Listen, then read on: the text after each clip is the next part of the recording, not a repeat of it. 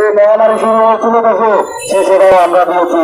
আমাদের আয়া word by ট্রেনাররা প্রতিনিয়ত সেবা দিয়ে যাচ্ছে, কিন্তু স্বাস্থ্য অধিদপ্তর আমাদেরকে আজকে 4 বছর পর এসে বলে আপনাদের চাকরি নাই, আপনারা চলে যান।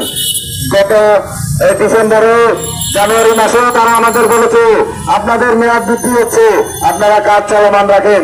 কিন্তু হঠাৎ করে কি এমন হয়ে গেল, তারা আমাদের বলল যে আপনাদের চাকরি নাই, আপনারা চলে যান। যা আমাদের সাথে চরম বৈষম্য বলে আমরা মনে করি। এই বৈষম্যের জন্য এই জুলাই অভ্যুত্থান হয়েছে, বৈষম্য দূরীকরণের জন্য এই অভ্যুত্থান হয়েছে। অভ্যুত্থানের চেতনা হয়েছে ঠিকই, কিন্তু চেতনা কোথাও লালন হয়নি। এটা প্রচন্ড দুঃখজনক ব্যাপার যে আমরা এই 2024-এর বাংলায় বৈষম্য দেখতে পাই।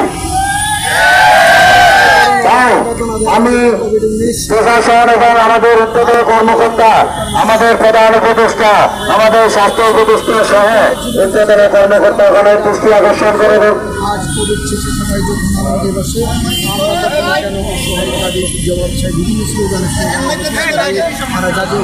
মহামারী যোদ্ধাদের সাথে চরম বৈষম্য হচ্ছে। তারা আজকে চাকরির জন্য রাস্তায় নামতে হবে, এটা কখনো কি আপনারা কল্পনা করতে পেরেছেন? যারা এই মহামারীর সময় তারা জীবনে ঝুঁকি নিয়েছে, তারা মাল করবে কিনা, তাদের মায়ের কোলে করবে কিনা, সেটাও ঠিক জানা ছিল না। কিন্তু আমাদের উচ্চতম কর্মকর্তা আমাদের বারবার আশ্বাস দিল কোন ধরনের বাস্তবায়ন আমরা দেখতেছি না। কারণ আমরা দেখে আসতেছি তারা আমাদেরকে জানুয়ারিতে বলেছে যে তোমরা কাজ করে যাও, তোমাদের জন্য আমরা ভালো কিছু রেখেছি, তোমাদের মেয়াদ বৃদ্ধি হবে, তোমাদের স্থায়ী সমাধান হয়ে যাবে।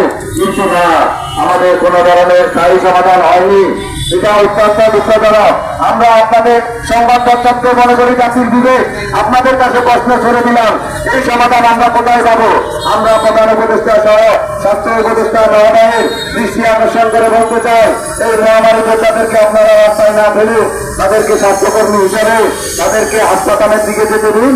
তাদেরকে এই রাস্তায় থেকে আপনারা হাসপাতালে যাওয়ার ব্যবস্থা করুন। তাদের দাবি দেওয়া নিতান্তই যৌক্তিক। আমাদের কাছে আপনারা সে আলোচনায় বসে প্রয়োজনে আমাদের কথা শুনুন, কিন্তু না, তারা আমাদেরকে যাচ্ছেন না, আমাদের কথা শুনছেন না। আমরা মনে করি যে এই মহামারী যদি আমরা মহামারীতে কাজ করতে না আসতাম, রাস্তা বিপজ্জনক ব্যবস্থায় করে যেত, যেখানে সারা বিশ্ব এই মহামারীতে টালমাটাল হয়ে গিয়েছে। বাংলাদেশের মতো জনবহুল দেশ কি করতো? আমরা এগিয়ে এসেছি রাষ্ট্রের প্রয়োজনে। আমরা চিনি না করে দল, আমরা চিনি না করে মত, আমরা রাষ্ট্রের প্রয়োজনে এসেছি। আমরা এটাই জানি, রাষ্ট্রকে আমরা ভালোবেসে রাষ্ট্রের সেবা দিয়ে গেছি। এখন মানবতা নাকি মরে গেছে, এখন নাকি মানবতা নেই, যা অত্যন্ত দুঃখজনক। মানবতা যদি মরে যায় তাহলে মহামারীর সময় কেন মানবতা দেখিয়ে আমরা আসলাম বলে?